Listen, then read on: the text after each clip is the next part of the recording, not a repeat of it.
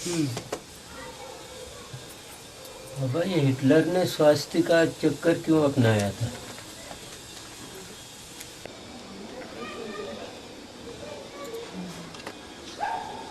Hitler भी विश्व के ऊपर बादशाही चाहता था। इतना तो ज्ञान उसको भी हुआ कि भारत में 4 युग मानते हैं, 4 युगों में सारी सृष्टि घूमती है और हम सारी सृष्टि के ऊपर राजी करेंगे।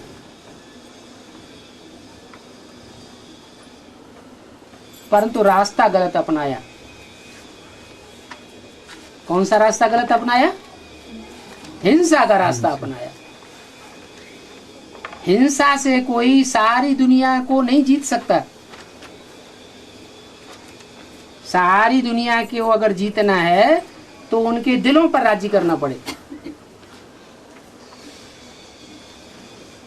दिल को जीतना ही जीतना है, उससे सुख की दुनिया बनती है। जोर जबरदस्ती जो की जाती है उसमें दुख की दुनिया बनती है। बाहर से भले कोई सर झुका भी दे, लेकिन अंदर अंदर गंदे वाइब्रेशन छोड़ता रहेगा, विरोध करता रहेगा। तो वाइब्रेशन में ज्यादा ताकत होती है या वाचा और कर्मणा में ज्यादा ताकत होती है? एक दिन उसके वाइब्रेशन ही काम में आ जाएंगे।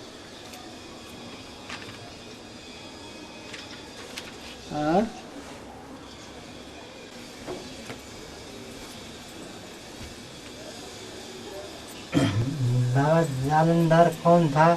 विष्णु ने बिंदा को पतिव्रता डगाया है कब? उसका नाम ही है जलंधर। क्या धारण कर लिया? जैसे कहते हैं गंगाधर, क्या धारण कर लिया? गंगा को धारण कर लिया, गंगा को धर के बैठ गया। ऐसे ही जलंधर जल को धारण करके बैठ गया। सारा ज्ञान जल उसने धारण कर लिया। कब? जबकि ऐसी सुयोग्य उसको पत्नी मिली, पवित्रता को पालन करने वाली। इसलिए कहते हैं कि स्त्री अगर अच्छी हो तो घर स्वर्ग बना दे, और स्त्री अगर उल्टा हो तो घर को नरक बना दे।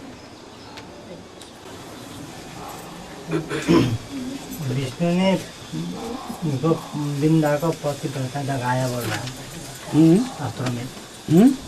शास्त्रों में बिंदा को विष्णु ने पतिव्रता डगाया है। ये कैसे होगा? लेकिन वो डरी तो नहीं।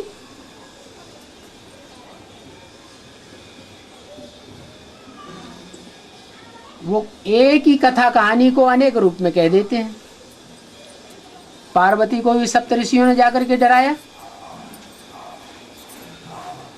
तो जो सच्चा होगा, दिल के अंदर से सच्चा होगा, वो डरेगा क्या? वो नहीं डरता।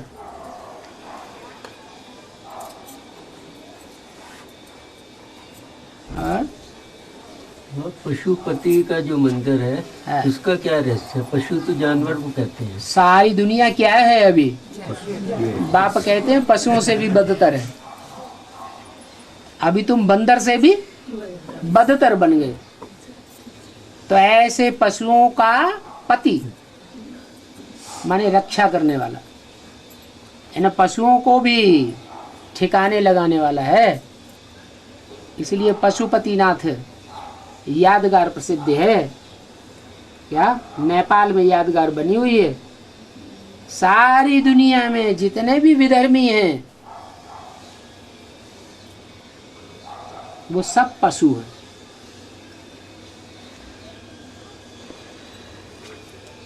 ब्रह्मा बाबा को भी क्या दिखाते हैं? बैल के रूप में। तो पशु हुआ ना।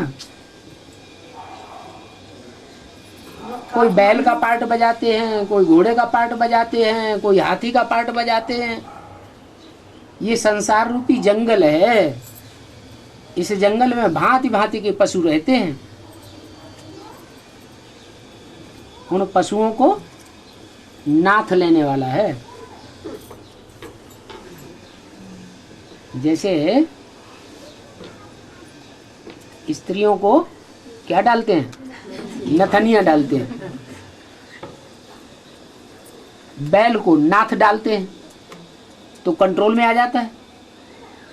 तो ऐसे ही इन पशु जैसा आचरण करने वाले मनुष्यों को कंट्रोल करने का काम पशुपतिनाथ ने किया है।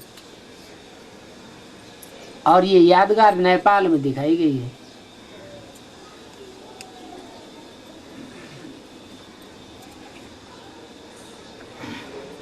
और चंद्रवंशी हैं, इस्लाम वंशी हैं, बौद्धी वंशी हैं, क्रिश्चियन वंशी हैं। इनका ये काम नहीं है कि सारी दुनिया में जो भी जानवर हैं उन सबको कंट्रोल कर लें। नहीं, ये सिर्फ पशुपतिनाथ का ही यादगार है। इसलिए बाबा मंदिर में सिर्फ हिंदू अलाउड है। हाँ जी, और कोई धर्म वाले जा भी नहीं सकते। हाँ जी, हाँ जी। और बाबा नेपाल में इतनी बलि क्यों चढ़ती है? नेपाल वाले ज्यादा बलि चढ़े होंगे हैं? हाँ, छोटे छोटे बच्चों को भी बलि चढ़ाना सिखाते हैं, खोखरी हाथ में दे करके। खोखरी। हाँ, बाबा भक्ति मार्ग में यमराज जो भैंस चढ़कर आते हैं, कहते हैं सबको यमराज ले जाते हैं, ये प्रत्यक्ष है। यमराज का दूसरा शब्द है धर्मराज। क्या? धर्म का राजा, माने धारणाओं का राजा। जो धारणाओं का राजा है वो अपने यज्ञ में कौन सी आत्मा है जो धारणाओं का राजा है? ब्रह्मा बाबा की सोल है। ब्रह्मा बाबा की सोल ये पार्ट बजाती है अंत में। उन्होंने प्यार भी तो बहुत ज्यादा किया है, जिन बच्चों को बहुत प्यार किया है, और उन्हीं बच्चों ने पशु बन करके उनको पशुओं की तरह दुख दिया है, उन्हीं का हार्ट फेल कर दिया। तो ऐसे बच्चों से हिसाब किताब कब पूरा करेंगे? सतयुग में। सतयुग में तो हिसाब किताब पूरे होते नहीं, तो कहाँ हिसाब किताब पूरा करेंगे? यही संगम युग पर हिसाब किताब पूरा करते हैं। अच्छी तरह पिटाई धुनाई करेंगे। धर्मराज यमराज बन के। बाबा राजा हरिश्चंद्र को चंडाल के घर नौकरी करनी पड़ी, तो यहाँ संगम युग में कैसे टली होगा? यज्ञ के आदि में राम वाली आत्मा गरीब थी या साहूकार थी? गरीब थी। और ब्रह्मा बाबा साहूकार थे। फिर अगले जन्म में राम वाली आत्मा आकर के गरीब क्यों बनती है? गरीबी का पार्ट तो पिछले जन्म में पूरा हुआ, ब्राह्मण बन गए, तो गरीबी तो खत्म हो जानी चाहिए। फिर अगले जन्म में आकर के गरीब क्यों बने? जरूर कुछ ब्रह्मा बाबा के साथ हेरा फेरी हुई है, इसलिए बाप बोलते हैं राम फेल हो गया। मगर सती देवी दक्ष प्रजापति को यज्ञ में हामफाली थी। हैं? सती देवी दक्ष सती? प्रजापति को यज्ञ में हामफाली थी। आमफाली? मतलब यज्ञ कुंड में यज्ञ विध्वंस कर दिया, कूद गई। हाँ। महादेव ने उसको उनको सबको कंधे में लेकर पृथ्वी भ्रमण किए। हाँ, उनको देवान आ गया। महादेव को भी देवान आ सकता है कि नहीं आ सकता है? देवताओं में महादेव, देवताएं तो बहुत सी आत्माएं बनती हैं, लेकिन जो देवताएं बनने वाले हैं वो मनुष्य से देवता बने हैं या हमेशा देवता थे? मनुष्य से देवता बने। तो महादेव पहले मनुष्य रहे होंगे ना, मनुष्य से वो भी तो देवता बने ना। तो जो मनुष्य थे उनके अंदर देह अभिमान होता है या नहीं होता है? बल्कि जो मनुष्यों का बाप होगा वो तो और सबका बाप है, उसमें सबसे जास्ती देहवान होना चाहिए। तो देहवान की गति दिखाई गई है। कि और मनुष्यों में इतना देहभान नहीं होता है, लेकिन उनमें तो इतना देहभान था कि सती के सबको लेकर के सारी दुनिया में डोले डोले फिरे। जैसे बंदरी होती है ना, बच्चा मर जाता है तो 1 महीने तक उसकी खाकर चिपकाई फिरती है। क्या शरीर से चिपकाई रहती है, इतना देहभान था। बाबा अभी मन्यु को 7-8 जनों ने घेर के मारा, तो यहाँ संगम युग में कैसे शूटिंग? अगर पूरा ज्ञान नहीं लेंगे, पूरा ज्ञान नहीं उठाएंगे तो घेर घेर के मारे जाएंगे।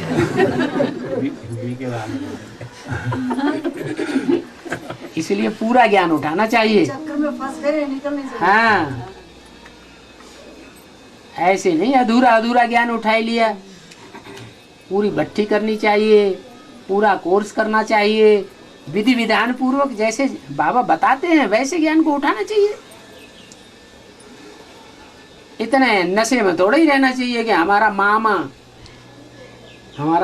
भगवान है, इससे थोड़ा ही काम चल जाएगा।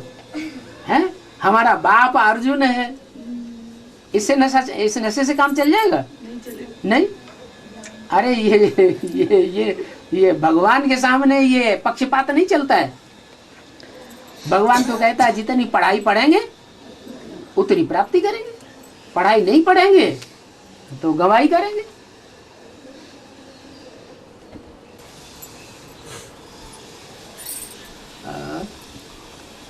बाबा टीवी से भी वाइब्रेशंस मिलते हैं क्या?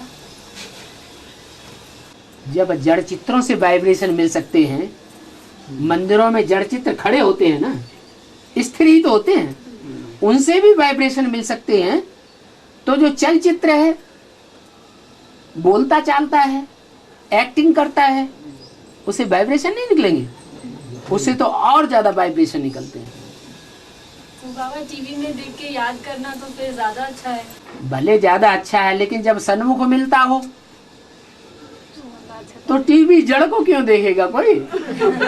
है जो मजबूर है मना, जो बंधन में है उसके लिए पूछ रहे हैं? जो बंधन में है, साकार को नहीं मिल पाते, साकार से नहीं जा पाते। बंधन वालों में ज्यादा ताकत होती है याद की, कि जो निर्बंधन है उनमें ज्यादा याद की ताकत होती है? बंधन वालों की याद निरंतर हो जाती है, इसलिए वो ज्यादा ताकतवर है। ये रोना रोने की कोई बात नहीं है। सारी सृष्टि गुण दोषमयी है। एक तरफ गुण है तो दूसरी तरफ अवगुण भी है, एक तरफ अवगुण है तो दूसरी तरफ गुण भी है। बांधेलिया भी किसी से कम नहीं है। उन्होंने बंधन में पिछले जन्म में डाला होगा, जब पिछले जन्म में राजा बने होंगे दाढ़ी मूछ वाले, तो खूब बंधन में डाला होगा। तो बंधन में डाला है तो बंधन सहन करने में क्या अर्ज है? इस जन्म में तो और सहज हो जाता है कि हमको बाप मिल गया। जब बांधेलियों ने पूर्व जन्म में बंधन में डाला था, उस समय तो उनको बाप भी नहीं था। और बाबा साल में एक बार लक्ष्मी की पूजा होती है, दीपावली में हर दिन नहीं होती। ये कब का मिसाल है? जो जगदम्बा है, महाकाली है, और जो देवियां हैं उनकी पूजा होती रहती है। साल में 2-2 बार भी होती है, 9-9 दिन होती है। लेकिन लक्ष्मी की पूजा सिर्फ एक बार ही, एक ही दिन होती है। और लक्ष्मी जो है वो क्या देती है? स्थूल धन देती है क्या? दुनिया वाले तो समझते हैं कि स्थूल धन देती है। स्थूल धन तो नहीं देती। कौन सा धन देती है? ज्ञान धन देती। और वो अपनी जेब में से देती है क्या? है? लक्ष्मी को ये भी देह अभिमान नहीं है कि हम अपना धन दे रहे हैं अपने जेब का। वो तो निरभिमानी पार्ट है कि बाप ने हमको जो दिया वो हम दूसरों को बांटते हैं। हमारे पास देने लायक कोई चीज है ही नहीं। जगदम्बा से सब मनोकामनाओं की प्राप्ति करते हैं। अच्छी मनोकामनाएं की भी प्राप्ति करेंगे, बुरी मनोकामनाओं की भी प्राप्ति करेंगे, क्योंकि वो तो जगत की अम्बा है। मुसलमानों की भी अम्बा है, क्रिश्चियंस की भी अम्बा है, बौद्धियों की भी अम्बा है, सारे जगत की अम्बा है। अच्छे बच्चों की भी माँ है और बुरे बच्चों, राक्षसी बच्चों की भी माँ है। राक्षसी बच्चों को भी उसको संतुष्ट करना पड़ता है। लेकिन लक्ष्मी जो वैष्णवी शक्ति है, जो विष्णु देवता है, वो सिर्फ देवताओं को संतुष्ट करता है, देवताओं को वरदान देता है। क्यों देता है? और सिर्फ एक बार वर्ष में। कब? जब कल्प पूरा होता है तो कल्प के अंत में लक्ष्मी आकर के सबको धन से सराबोर कर देती है। तो भगवान की दी हुई चीज देना वो अच्छी बात है, या अपनी कमाई हुई चीज देना, बच्चों को दूसरों को देना अच्छी बात है? भगवान की जो चीज हम देन दे रहे हैं वो उसी से दुनिया का कल्याण होना है। हमारी कमाई से थोड़ा ही दुनिया का कल्याण होना है। हमारे पास है ही क्या सिवाय कखपन के? मनुष्यों के पास तो कुछ भी नहीं है। भगवान जो चीज देता है वो क्या देता है? परम नाम से धन संपत्ति लाके देता है क्या? बाल बच्चे लाके देता है क्या? क्या देता है? ज्ञान धन देता है। तो लक्ष्मी ने ज्ञान धन की कदर की और लंबे समय तक पुरुषार्थ नहीं करती है। ऐसा थोड़े टाइम के लिए वो पुरुषार्थ है ज्ञान धन बांटने का। प्योरिटी की पावर से जो धन दान दिया जाता है उसमें सात्विकता होती है। इम्प्योरिटी से जो भी काम किया जाएगा दुनिया का वो सात्विक नहीं होता है, तामसी हो जाता है। बाबा आप फुर्रुखाबाद में जो घर मकान बन रहे हैं, विनाश होगा तो वो सब मकान नहीं गिरेंगे क्या? क्यों? माउंट आबू बचा रहेगा। फुर्रुखाबाद में नहीं माउंट आबू तो महामधुबन है, फर्रुखाबाद में तो मिनी मधुबन है। तो जब महामधुबन ही नहीं बचेगा तो छोटे छोटे मिनी मधुबन बचे रहेंगे हैं? फिर क्यों बनाया जा रहा है? क्यों बनाया जा रहा है? पुरुषार्थ कहाँ करेंगे बच्चे? बच्चे पुरुषार्थ कहाँ करेंगे? बाबा के पास तो कोई दूसरा और मकान है ही नहीं अपना, सब दूसरों के दिए हुए हैं। बाबा का अपना घर जो है कहलाने लायक वो या तो वो कंपिल में है या तो दिल्ली में है। दिल्ली में भी पैतृक संपत्ति नहीं है, तो दूसरों का दिया हुआ पैसा है उससे बनाया गया। वह सुबह पोखरा की क्लास में चला कि हर गीता पाठशाला मिनी मधुबन का रूप होना चाहिए। तो उसमें विशेष क्या अभिप्राय है मिनी मधुबन का? अभी तक ये कहीं डिक्लेयर नहीं हो रहा कोई गीता पाठशाला में। तो बाबा का कहने का क्या अभिप्राय? विदेशियों ने बाप से पूछा, बाप दादा से, कि विदेश में बाप दादा आवेंगे? तो बाप दादा ने जवाब दिया, जहां जहां मिनी मधुबन बनावेंगे वहां वहां बाप दादा आवेंगे। क्या? तो अब वो चाहे गीता पाठशालाएं हो और चाहे वो मिनी मधुबन हो, आज नहीं तो कल जब चारों तरफ संसार में आवाज फैलेगी तो गीता पाठशालाओं में भी भीड़ लगेगी या नहीं लगेगी? ऑटोमेटिक मिनी मधुबन हो जाएगी।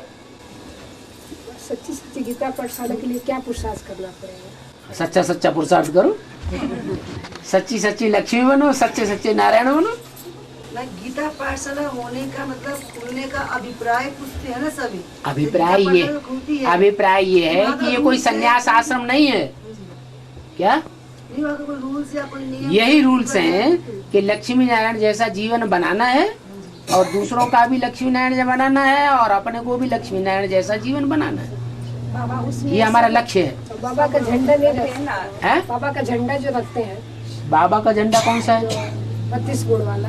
32 गुणों वाला। 32 गुण बिंदी में होते हैं या गुण अवगुण साकार में होते हैं? तो ये तो विदेशियों का झंडा हो गया या स्वदेशियों का झंडा है?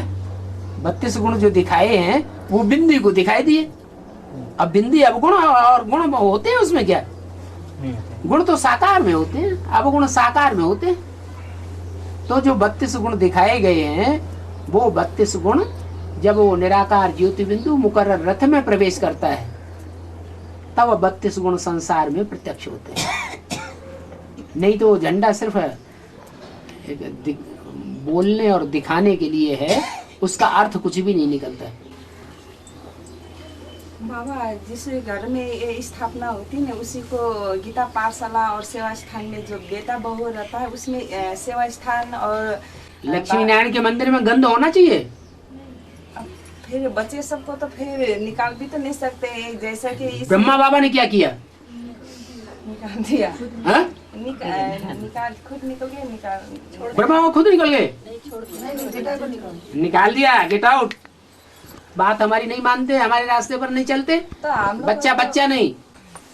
बाबा अब हम लोग को तो ये है ना ऐसी कलयुग में है जैसा कि वो ब्रह्मा बाबा कलयुग में नहीं थे, सतयुग में थे। बच्चे सबको तो निकाल नहीं सकते ना, डिसर्विस हो जाएगी। अब जो करेगा सो पाएगा, जो हिम्मत करेगा तो बाप मदद करेगा। हिम्मत है बच्चे, मदद है बाप। जो नहीं करेगा तो दुनिया को भी चेंज, जो अपने घर को ही चेंज नहीं कर सकता, अपने घर को ही नहीं पलट सकता, वो दुनिया को कैसे पलटेगा?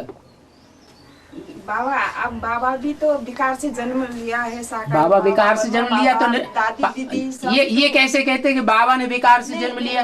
बाबा ने मुख से जन्म लिया, ब्रह्मा बाबा हो गया। ब्रह्मा बाबा ने मुख से जन्म लिया या विकार से जन्म लिया? मुख से तो मुखवंशावली हुआ, विकार से जन्म कहाँ हुआ? शरीर जो है ना वो तो विकार से तो हुआ ना बाबा। तो शरीर भले विकारी है, लेकिन शरीर जो विकारी है उस विकारी शरीर को भी श्रीमत पर चलाया उन्होंने या मनमत पर चलाया? श्रीमत पर चलाया, तो मुखवंशावली हुआ ना। ज्ञान मिल गया ना। ज्ञान मिलने के बाद ही तो परिवर्तन होता है। परिवर्तन होता तो अभी ज्ञान मिल गया ना, हमें ज्ञान मिल गया कि हंस बगुले इकट्ठे रह नहीं सकते। हंस भी रहे और बगुले भी रहे। बगुले उसी मंदिर में गंध भी करते रहे और हम लक्ष्मी नारायण का मंदिर का बनाते रहे। बनेगा कि वाइब्रेशन खराब होते रहेंगे? वो उस पूरा तो नियम में नहीं रहते हैं। तो नहीं रहते तो खोलने की जरूरत क्या है? न खोलो। ऐसे नहीं है, जो है ना ऐसा सेवा वो उन लोग भी करते हैं। कौन लोग? जो इनका कहने का बेटा मतलब बहू को आप सुनिए, मतलब कि जहाँ युगल ज्ञान में चलते हैं और वहाँ चारों तरफ भाई बहन ज्ञान में निकले हैं और पूरा मतलब पहले से बेसिक से गीता पाठशाला का वातावरण है। बेसिक की गीता पाठशाला का जो है जो वातावरण है वो तो कंट्रोल्ड हो रही है सन्यासियों के द्वारा। वहाँ है ना, जैसे तो ये युगल घर में है तो वहाँ अगल बगल में मान लो 15-20 आत्मा अभी निकली है और वो डेली क्लास वहाँ सीढ़ी मुरली चल रही है। लेकिन बेटा वो भी क्लास ज्ञान में अभी चल रहे हैं, लेकिन तुरंत वो पूरे धारणा पर नहीं है। तो ये कौन कह रहा है कि ब्रह्मा बाबा ने तुरंत ही चेंज कर दिया? तो उन्होंने कहा कि वहाँ हम क्या, जब तक गीता पाठशाला पूरी नहीं बन जाती है, गीता पाठशाला ना करके खाली सेवा मतलब सेवा स्थान संगठन करते इकट्ठे होकर संगठन करे, क्लास मुरली करे, तो मना कहाँ है? वो हो सकता है ये किसी को ज्ञान देना थोड़ी मना थोड़ी है। वही पूछा पक्की गीता पाठशाला जो है वो तभी कही जाती है जबकि लक्ष्मी नारायण का मंदिर बनाने जैसा कर रहे हैं, नहीं तो गीता पाठशाला नहीं है। वही पूछा भी लक्ष्मी नारायण युगल वहाँ होना, युगल हो, युगल भी हो, ये भी तो पक्का युगल भी हो और घर का वातावरण भी पवित्र बने। हाँ जी, भाई चाहे वहाँ कोई भी रहे, मतलब लक्ष्मी नारायण मतलब युगल भक्ति मार्ग में जो भी यादगार बने हुए हैं वो यादगार कहाँ के हैं? संगम युग के यादगार है ना। गीता मंदिर बने हुए हैं वो भी संगम युग की यादगार है, लक्ष्मी नारायण के मंदिर बने हुए वो भी संगम युग की यादगार है। वहाँ कोई गंध करता है क्या? नहीं कर सकता, नहीं कर सकते। हाँ, तो यहाँ भी ऐसे ही करना है। चाहे कोई भी हो, मतलब कोई भी हो, चाहे कहीं भी हो, तो सेवा करने के लिए मना नहीं है। सेवा आदमी अपने घर में रह करके नहीं कर सकता। वही बात है। बाबा गुलराज दादी के तन में शिव बाबा नहीं आते, ब्रह्मा आते हैं। इस बात को कैसे प्रूफ और विश्वास किया है? इस बात को कैसे विश्वास किया जाए, प्रूफ दिया जाए? क्योंकि मुरली तो चलती है, बाबा की चलती है। जो मुरली चलती है वो धारणा की मुरली चलती है या ज्ञान की मुरली चलती है? हम लोग भी तो पढ़ते हैं। जो मुरली हम सुनते हैं गुलजार दादी के मुख से, उसमें धारणा के महावाक्य ज्यादा होते हैं या ज्ञान के महावाक्य हैं? धारणा है। धारणा देवता वाली आत्मा सुनाएगी धारणा की बातें, या आसुरी आत्मा सुनाएगी, या मनुष्य धारणा की बातें सुनाएगा? देवात्मा ही सुनाएगी। तो ब्रह्मा बाबा देवात्मा है कि नहीं दुनिया की पहले नंबर की? तो क्या सुनावेगी? धारणा के पंड सुनाती है। इससे साबित होता है कि शिव बाबा उनमें नहीं आते हैं। कौन आता है? जो देवताओं में धारणा करने वाली अव्वल नंबर आत्मा है वो आती है। और ब्रह्मा बाबा में जब प्रवेश करते थे शिव बाबा, तो ब्रह्मा बाबा को अपनी स्मृति रहती थी या नहीं रहती थी? रहती थी। और गुलजार दादी को अपनी स्मृति नहीं रहती। कोई भी मनुष्य मात्र में कोई भूत प्रेत जब प्रवेश करता है तो उसे अपनी स्मृति नहीं रहती। इससे क्या साबित हुआ कि मनुष्य आत्मा प्रवेश कर रही है या शिव बाबा प्रवेश कर रहा है? मनुष्य आत्मा प्रवेश कर रही है। ब्रह्मा बाबा जो है वो मनुष्य आत्मा है, देव आत्मा है। और शिव बाबा न मनुष्य है, न देवता है, न राक्षस है, वो तो भगवान है। और कैसा भगवान आत्मा है? उसको कोई मान मर्तबे की दरकार नहीं।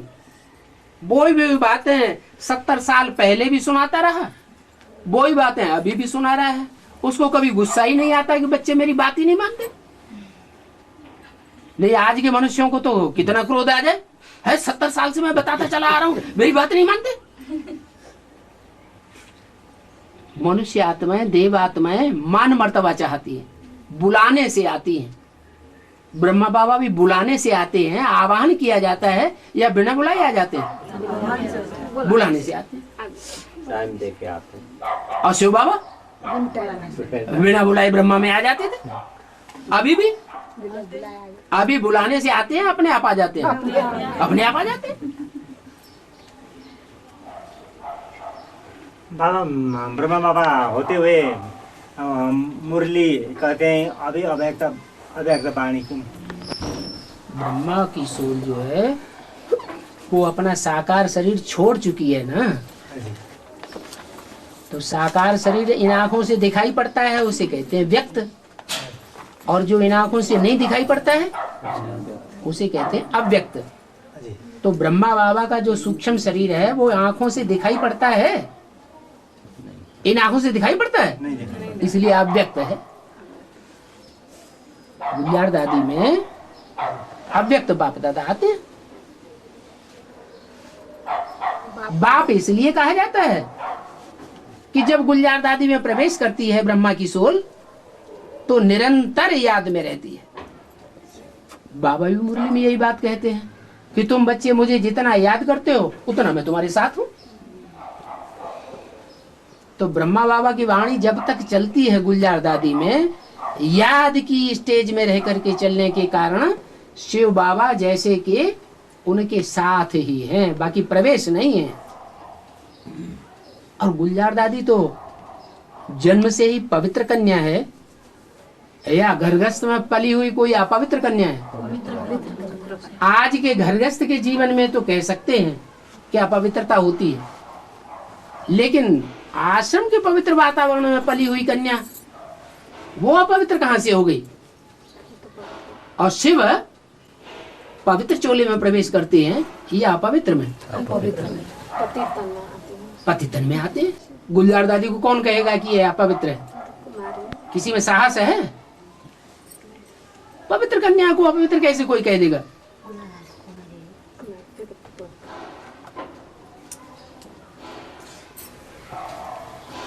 और बाबा एक मुरली में बाबा ने कहा है कि ज्ञान ही श्रीमत है, इसका सही अर्थ क्या है? ज्ञान, जानना। ज्ञान माने जानकारी। काय की जानकारी? सच्चाई की जानकारी या झूठ की जानकारी? सच्चाई की जानकारी। तो सत्य जो भी है वो बाप आकर के सुनाते हैं। सत्य चित्त आनंद बाप क्या सुनाते हैं? सत्य सुनाते हैं। वो है ही सदगुरु, और गुरु हैं, और वो सदगुरु। इसका मतलब और गुरु सब झूठे हैं। एक ही सदगुरु है, वो आकर के सच्ची बात सुनाते हैं, इसलिए वो ही ज्ञान है, बाकी सब अज्ञान है। भगवान बाप ने आकर जो सुनाया सो ज्ञान, और मनुष्य गुरुओं ने जो सुनाया वो सब अज्ञान। बाबा नव दुर्गा भवानी एक देवी का नौ नाम कैसे हुआ? एक देवी की 9 नाम नहीं है, वो यहाँ की यादगार है।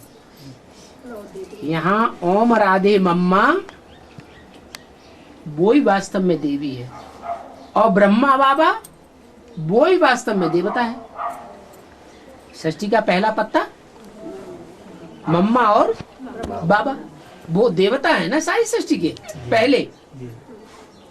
तो जो पहला देवता है, षष्ठी की पहली देवी है, वो ही अब शरीर छोड़ करके जिन बच्चियों में 9 में प्रवेश करते हैं वो ही अष्टदेव है, और वो ही अष्टनव देवी है।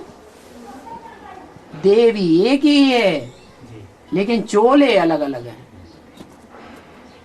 तो जैसा चोला, जैसी भाषा, जैसे वाइब्रेशन, जैसे उनके स्वभाव संस्कार, वैसा उनका पाठ चलता है। पुरुषार्थ सबका अपना अपना अलग अलग है। एक देवी देवता का पुरुषार्थ दूसरे देवी देवता से मिल नहीं सकता। और बाबा हाँ जी, सेवक राम की 2 पत्नियां थी ना, एक घर वाली एक बाहर वाली। कलकत्ते में ये चलन थी। कलकत्ता दुनिया का बड़े से बड़ा वैश्यालय माना जाता है।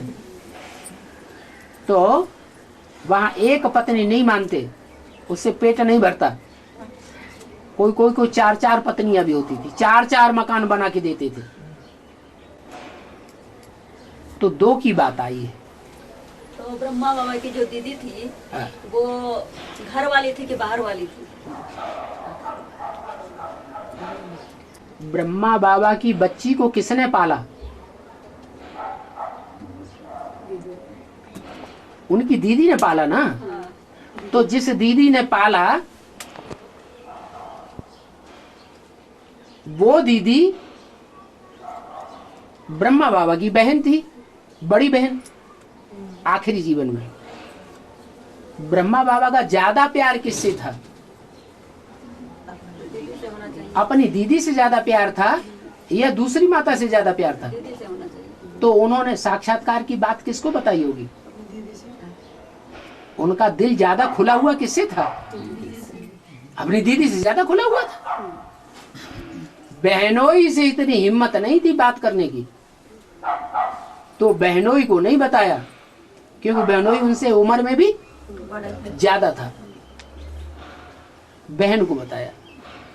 इसी से साबित हो जाता है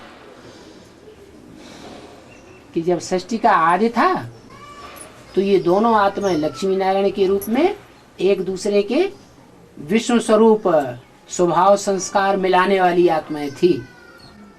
षष्ठी के आदि में सो अंत में भी, अंतिम जीवन में भी ब्रह्मा बाबा की युगल जो है यशोदा, उनसे संस्कार नहीं मिलते थे।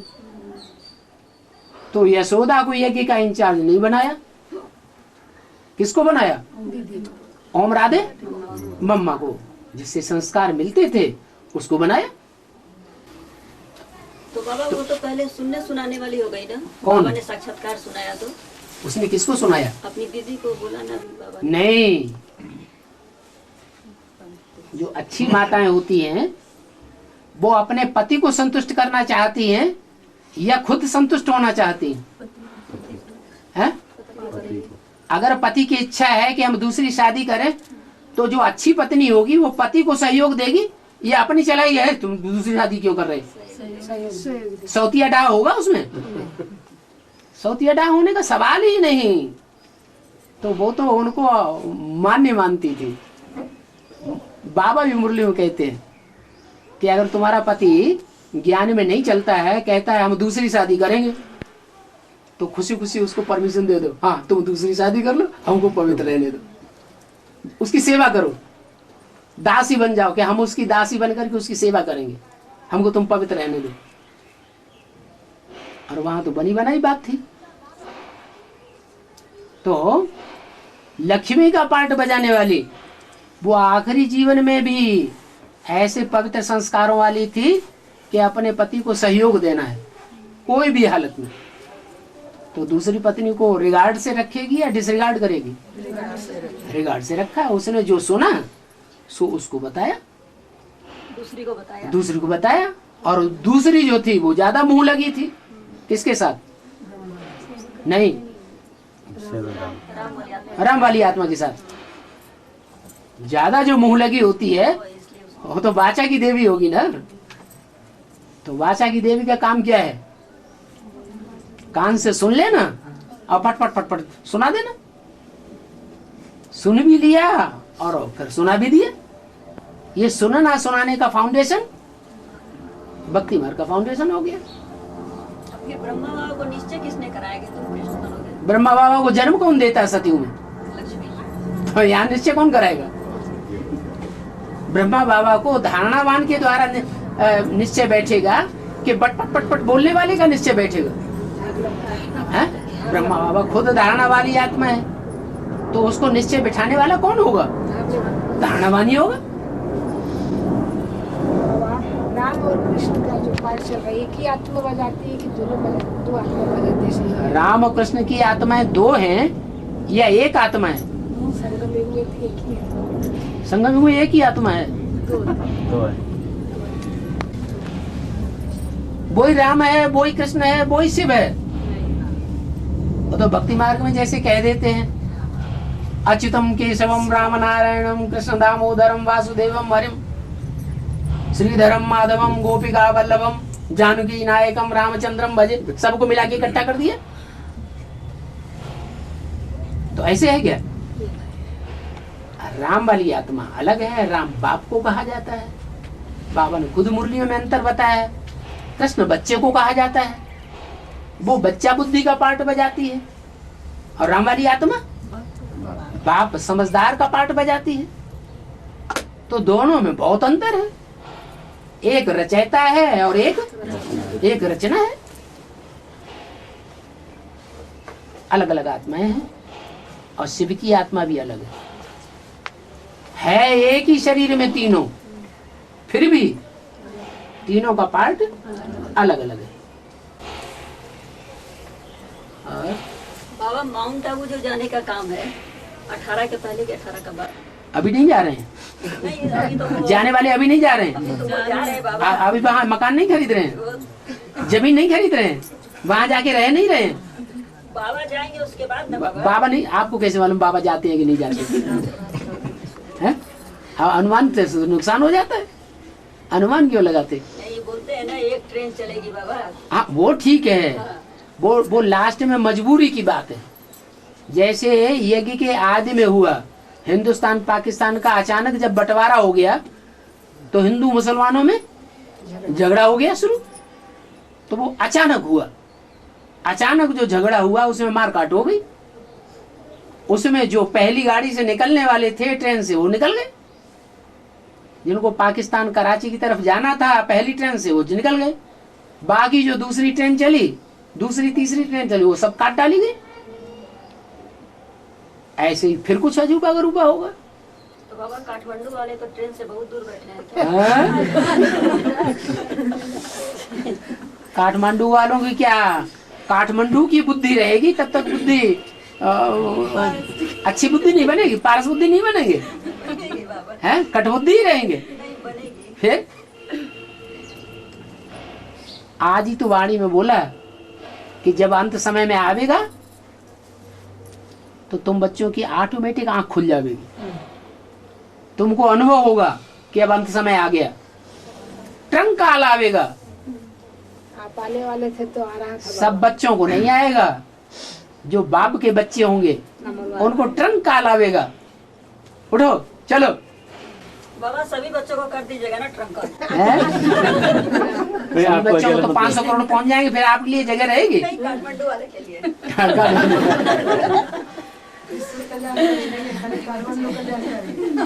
बेसिक वाले भी वहां पहुंच जाएंगे, हैं वहां पहुंचेंगे, कान पकड़ के अलग करेंगे।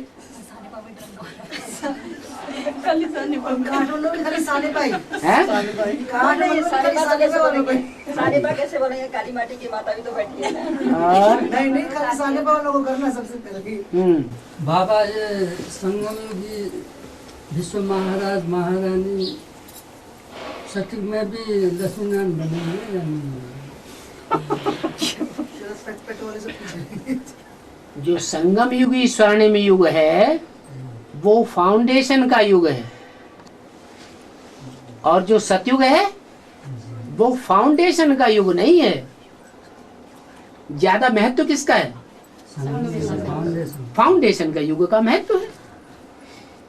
जिसने अंत किया उसने सब कुछ किया। कृष्ण वाली आत्मा साकार अपने शरीर से अंत नहीं कर पाती। राम जैसी आत्माएं जो हैं वो इसी जीवन में इसी शरीर से इन्हीं आंखों से सारी सृष्टि का अंत देखेंगे। कितनी पावरफुल आत्माएं होंगी, साधारण आत्माएं नहीं है। और भक्ति मार्ग में दिखाते हैं कि शंकर कृष्ण को देखने गया। ये संगम युग में कब का? तो बच्चा है, बाप बच्चे को देखने नहीं जाएगा? तो कब का शूटिंग है बाबा? हैं? कब का है? जब बाप है तो बाप तो अपने बच्चे को देखने जाएगा ना। जाएगा। हाँ, क्या बड़ी बात हो गई? नहीं, कब? कब? आदि में। आदि में माने मतलब कब की शूटिंग है ये? संगम युग की ही शूटिंग है। मतलब कब तो बाबा? अरे इसका मतलब मुरलियां पढ़ते ही नहीं, ध्यान ही नहीं देते अभी है। पड़ेगा ना सुनना। संगम युगी कृष्ण के बारे में कुछ बताया कि नहीं बताया है? संगम युगी कृष्ण और सतयुगी कृष्ण, इन दोनों का अंतर बताया है कि नहीं बताया? बताया है। तो संगम युगी कृष्ण है जब संसार में प्रत्यक्ष होगा तो बच्चा भी प्रत्यक्ष होगा या सिर्फ बाप ही प्रत्यक्ष होगा? बाप बच्चों के बगैर एक कदम भी आगे नहीं बढ़ा सकते। क्या? बाप भी प्रत्यक्ष होगा और बाप के साथ बच्चा भी प्रत्यक्ष होगा। कृष्ण जयंती सो बाप की जयंती, बच्चे की जयंती सो बाप की जयंती। तो कब होगी?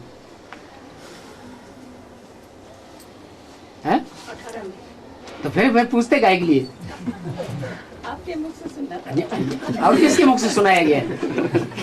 वो टीवी से सुने थे बाबा। हाँ जी, सीधे से बोलिए। ये दुर्गा भवानी ने हैं? दुर्गा भवानी ने महिषासुर को चंड मुंडा को मार डाली। है? वो कब हैं? कब की मिसाल है? अभी की मिसाल है। अभी महिषासुर माने जो भैंसे की तरह आचरण करने वाला है, भैंस बुद्धि, जिसकी बुद्धि में ज्ञान के पॉइंट बैठते ही नहीं, ऐसी भैंस बुद्धियों को वो हनन कर देती है। 1.5 प्रकार के असुर दिखाए है। एक ही बात, आसुरी दुनिया का विनाश बाप नहीं करते हैं, किसके द्वारा कराते हैं? असुर संहारिणी शक्तियां गाई हुई। बाबा वैष्णो देवी में भैरवनाथ कौन है? भैरव कहते हैं भयंकर। और बाबा अपने पति को बाबा का बनाने के लिए क्या पुरुषार्थ करना पड़ेगा? अमृत वेले बैठ करके सर्च लाइट दो, कुछ मेहनत करो, है कुछ नींद का त्याग करो।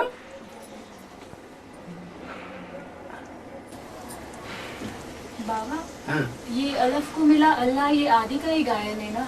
अलफ है कौन?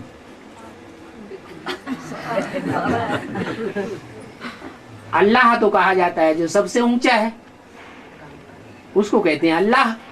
तो सबसे ऊंचा तो रामकृष्ण तो नहीं है सबसे ऊंचे।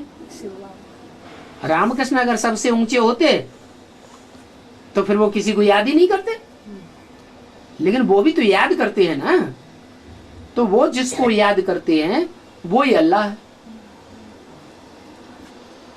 और वो अल्लाह किसको मिला है? बे को नहीं मिला।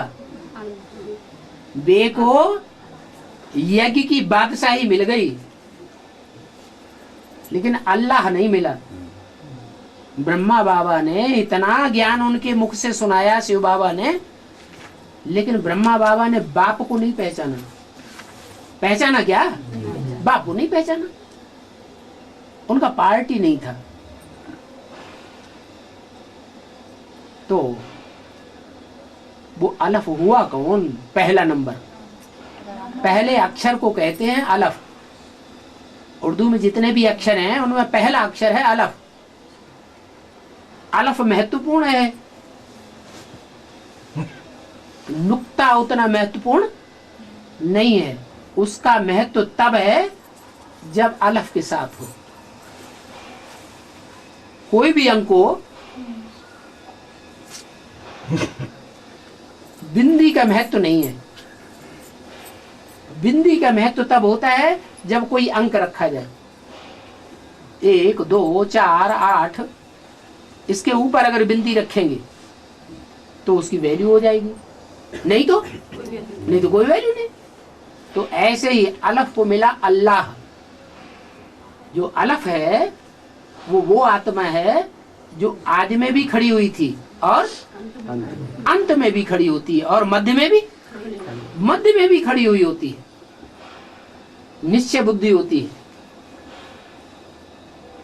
आदि में भी जब शरीर छोड़ा तो बुद्धि में था, अलफ को मिला अल्लाह, बे बादशाही सारी भागीदार को दे दी। तो बाबा शरीर क्यों छोड़ना पड़ा है? शरीर क्यों छोड़ना पड़ा जब ज्ञान में इतने जरूरत, जब जरूरत पड़ती है तो सब कार्य किया जाता है।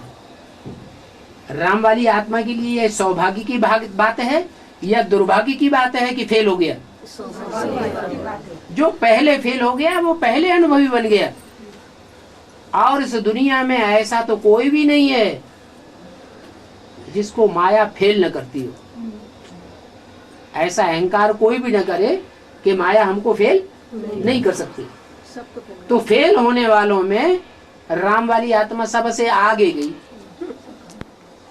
बल शरीर भी छूट गया, तो भी ब्राह्मणों का अगर शरीर छूटता है तो कोई घाटा हो जाता है क्या? है? कोई घाटा नहीं होता। गीता में भी लिखा हुआ है ये पुरुषार्थ कभी व्यर्थ तो जाता नहीं। अगला जन्म लेकर के फिर वही ब्राह्मणत्व के संस्कार आ जाते हैं, वो ऐड हो जाते हैं। बाबा ने भी कहा है, बाप का बड़ा बच्चा होता है, घर से अलग हो जाए तो बाप उसके हिस्से की प्रॉपर्टी उसे देता है या नहीं देता है? देता है। डाटे की प्रॉपर्टी तो जरूर देनी पड़े। तो राम वाली आत्मा भी यज्ञ से अलग हो गई, लेकिन उसको उसकी प्रॉपर्टी ज्ञान बाण मिल गए, पुरुषार्थ रूपी धनुष मिल गया। जाओ मारो और खाओ। क्या? धनुष चलाओ, बाण मारो और ज्ञान बाण मार मार करके सारी दुनिया को जीत लो। तो राम वाली आत्मा जो बड़ा बच्चा होता है घर में वो ज्यादा पावरफुल होता है या जो छोटे भाई होते हैं ज्यादा पावरफुल होते हैं? बड़े में पावर ज्यादा होती है, इसलिए चाहे तो ज्यादा कमाई कर सकता है। इसलिए राम वाली आत्मा दूसरा जन्म लेकर के वो ज्ञान बाणों से पुरुषार्थ करती है और उस पुरुषार्थ में वो लगातार विजयी होती चली जाती है।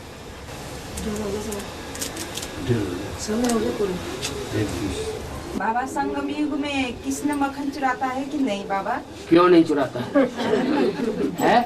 मक्खन चुराया, गोपियों को भगाया। मुरली में तो बताया है, ये सारी प्रजापिता की कहानी है। नाम रख दिया है कृष्ण का, ब्रह्मा बाबा का नाम रख दिया है, प्रजापिता का नाम उड़ा दिया है। यज्ञ के आदि में भी वही था और अंत में भी वही होता है।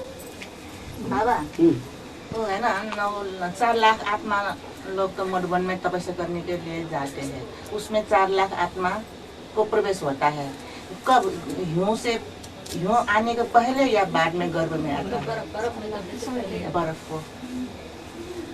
बर्फ से हमारा शरीर का खत्म होता है ना, कंचन होता है। तो उसको बाद 4 लाख आत्मा बच्चे लोग जन्म होने हैं या पहले नहीं आता है मरने के पहले? अभी ब्रह्मा बाबा जैसी आत्मा है, ब्रह्मा बाबा चंद्रमा है ना, और चंद्रमा को फॉलो करने वाले चंद्रवंशी बच्चे भी तो यज्ञ के अंदर हैं। तो वो चंद्रवंशी बच्चे अभी राम जैसे सूर्यवंशी आत्माओं में प्रवेश कर रहे हैं या नहीं कर रहे हैं? कर रहे हैं। ऐसे ही और वंश वाले भी प्रवेश करते रहेंगे। बर्फ से भरने बर्फ की बात तो तब की है जब एटम बम फटे और एटम बम की गर्मी से समुद्र का सारा पानी भाप बन के ऊपर उड़े और मूसलाधार कई दिन तक बरसात हो, तो दुनिया का टेम्परेचर एकदम डाउन हो जाएगा। जब दुनिया का टेम्परेचर ही बिल्कुल डाउन हो जाएगा तो सारी दुनिया में बर्फ ही बर्फ हो जाएगी। उस बर्फ में सारी दुनिया दब जाएगी, सबको दबना पड़ेगा। जो जन्म देने वाले हैं उन सब के शरीर दब जाएंगे। आत्माएं कहाँ चली जाएंगी? परमधाम चली जाएंगी। फिर अपने अपने टाइम पर वो आत्माएं उतरती रहेंगी। जहां जहां बर्फ हटनी होगी वो बर्फ हट जाएगी और उनमें प्रवेश होता जाएगा। और बोलते हैं कि संकल्पों को जाम नहीं करेंगे तो बर्फ में दबना पड़ेगा। संकल्पों को जाम को कितने करेंगे? 8 तो बर्फ में दबना मतलब शरीर छूट जाएगा क्या बाबा उस वक्त? मतलब आत्मा निकल जाएगी क्या? आत्मा को निकालने का भी पुरुषार्थ नहीं कर रहे हैं। अभी पुरुषार्थ क्या कर रहे हैं? आत्मा को निकालने का ही पुरुषार्थ कर रहे हैं। जब चाहे तब हम शरीर से बाहर हो जाएं और जब चाहे तब शरीर में प्रवेश कर लें। नहीं तो इन वैज्ञानिकों में थोड़े इतनी ताकत है कि अपने बनाए हुए एटम बम खुद फोड़ दें। वो खुद ही डरते हैं कि अगर हमने इनको फोड़ना शुरू कर दिया तो हम भी नहीं बचेंगे। हाँ जी।